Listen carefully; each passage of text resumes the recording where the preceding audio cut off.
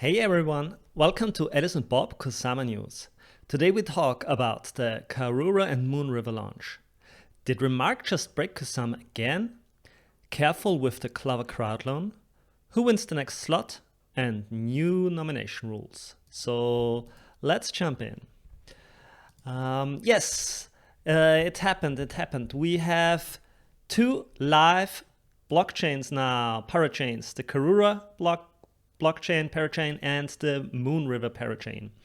And so we have the third Crowdloan going on for the third slot. So what happened? We are seeing this tweet by the Akalanet, which are hosting Karura, and they tell us 500,000 KSM have been contributed to their Crowdloan by 20,000 different individuals, and it will result in a base reward of about 20 CAR, their native token, which is very nice. And they also have a blog post where you can find out more. They are also showing us their roadmap, and we will talk about this in a second. So what happens is the DeFi network, Karura, will not launch right away, but there are certain phases and things happening before the actual trading on the DeFi network can begin. And they are showing the roadmap where you can see all of the steps happening. You can find all of this in the description below. So it's similar for Moonriver. They got about 200,000 KSM. And when you look at the details, how much will they share? For each KSM you contributed, they will share about 14.5 of their mover tokens. So both of these networks had their own launch event with a video, and so they're talking about these actual launch phases. And it may have come as a surprise to you. It came as a little bit of a surprise to me, but actually it makes sense that they are not launching or starting their operations in the second when they are onboarded as a parachain, but they're having different phases in the rollout. And so what we're going to see in the next weeks is new parachains being onboarded and slowly going into production and actually starting with their applications. And what they want to do is, so in the beginning, the blockchains are onboarded as parachains to the Kusama network. And what happens is they have to be bootstrapped. So in the beginning, they have proof of authority and they have a centralized control. And what they're doing in the first days and weeks is handing over control to the actual network, to the token holders. And so what they're doing is they're handing over delegated proof of stake. They're checking if everything is working out. They're making sure governance is working by the token holders. And then they are removing their central command key and doing the actual launch. And the first two networks, Karura and Moonriver, are very open about it. So they are creating websites and content and writing blog posts. So you can read everything about this. For example, here, the Moonriver launch, and they are telling you everything in this blog post about the different launch phases. And they also have a launch roadmap where you can see the status and all the steps required for each of the phases when they're launching. There's also an interesting blog post from Austin Barrack, who seems to be associated with one of the companies that founded or funded Moonbeam Network. And he created a very good write-up about all of the unique properties that are Moonbeam and Moonriver, why it's a very good Ethereum-compatible network, why it supports Solidity, the smart contract language, and also goes into the details about what products will be launching there, for example, the Sushi Swap or the Graph and so on. So I can suggest this article and also to follow him. If you want to know more about the Parachain launches, I can also suggest this video by the Polkadot ecosystem promo team. They have their own YouTube channel, and I will put a link in the description. They talk a little bit more about the networks and what's going on there. So then we have the second point for today. Did Rmrk just break the Kusama blockchain again? Well, not exactly. There has been an issue in the past where the blocks stopped producing, but it was not like this today. So what happened? Rmrk had this fundraiser where they were selling NFTs of their of these eggs.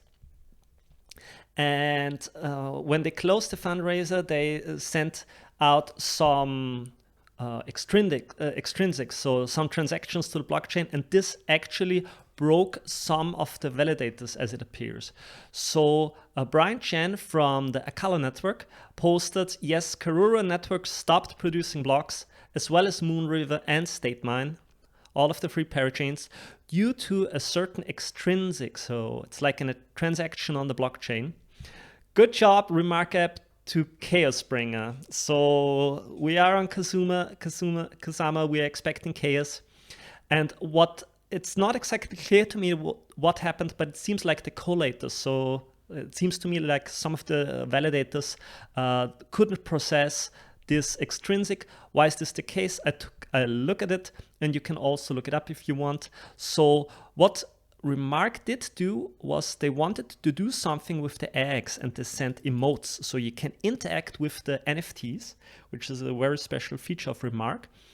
I will also put a link in the description to what they are doing. And so what they do is they interact with the NFTs, and then the eggs start to hatch. And they sent out a transaction of about, I think, 13,895 extrinsics in a single transaction, and it just broke some of the nodes. And the whole transaction cost about 0.4 KSM. If you're not used to it, it's actually quite a lot of KSM to pay for a transaction, but it's quite little compared to other networks. So you see today you have a value of about $200 for a KSM. So 0.4, this is roughly $80 for 13,000 transactions. So it's actually quite cheap if you compare it to other networks. Yes, Bill Laboon came in and said, ooh, nice, 13,000 extrinsics. And then we see a member of the Rmrk team, I think it's Martin Jensen, who said, I would like to apologize for this. So it seems like he was the one who submitted the transaction.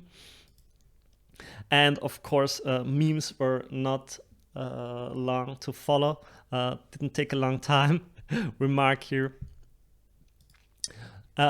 And also other networks coming in and saying, yes, Moonriver is producing blocks again. We expected this to happen on Kusama and prepared our nodes for it. So it seems like on another test network, West End, this something similar happened a few days ago.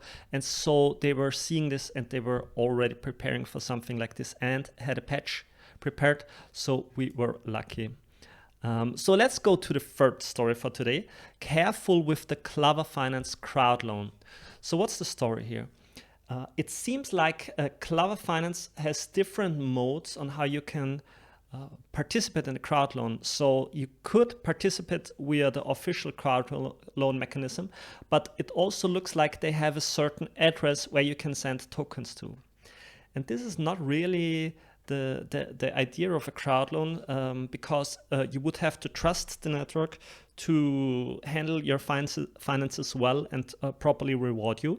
But the Kusama has produced a better solution for this, and that's the Crowdloan module. And the Crowdloan is the idea that you're submitting to the Crowdloan on chain, and you don't have to trust the other entity because you will keep the tokens on chain, and they will be returned to you at the end of the Crowdloan or at the end of the Parachain lease.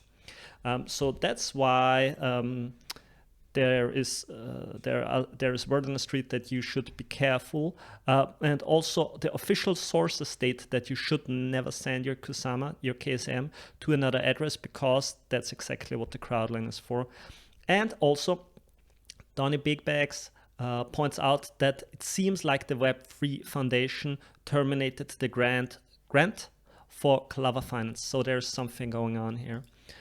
Also, Bill Laboon, the Director of Education and Community at the Web3 Foundation, weighed in and said, reminder, Polkadot's crowdloans do not require you to transfer KSM DOT to an account.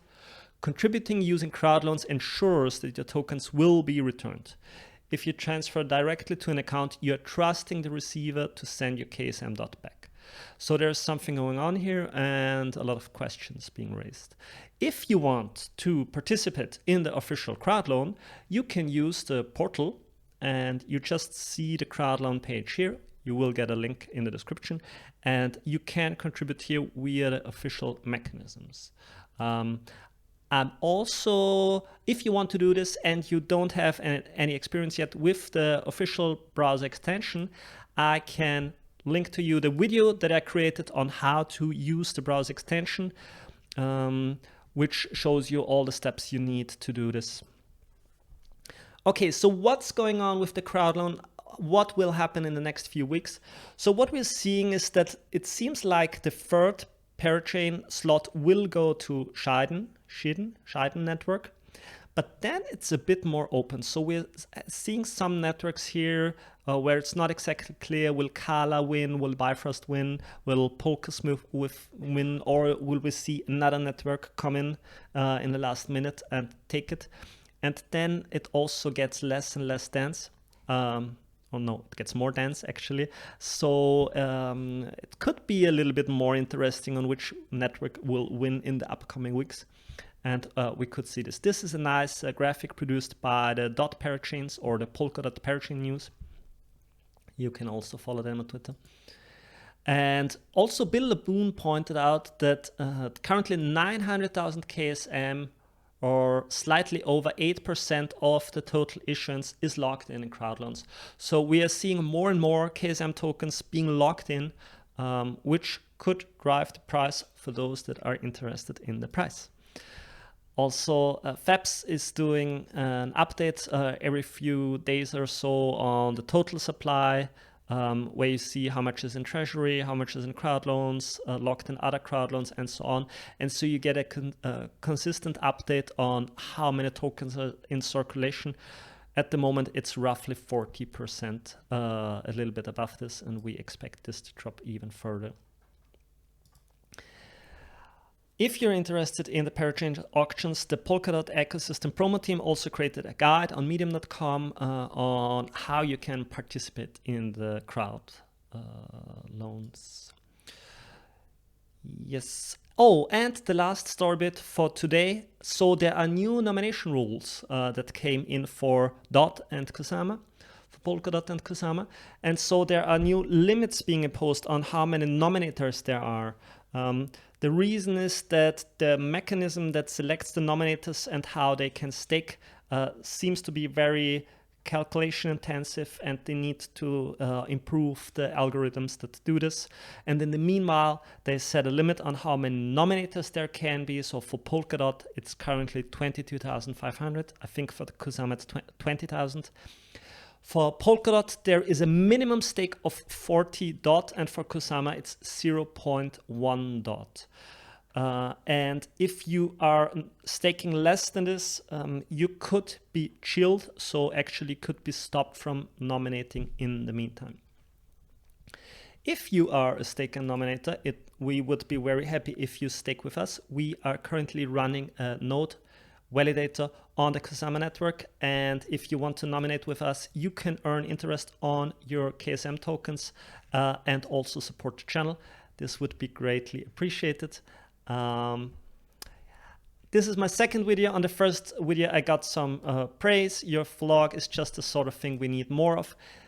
Thank you for this. I will try to create more and better content for you. If you're interested, you can just drop me questions or comments, anything below in the comments, or you can get in contact with me on Twitter. Say hello, and let's just talk about what you're interested in.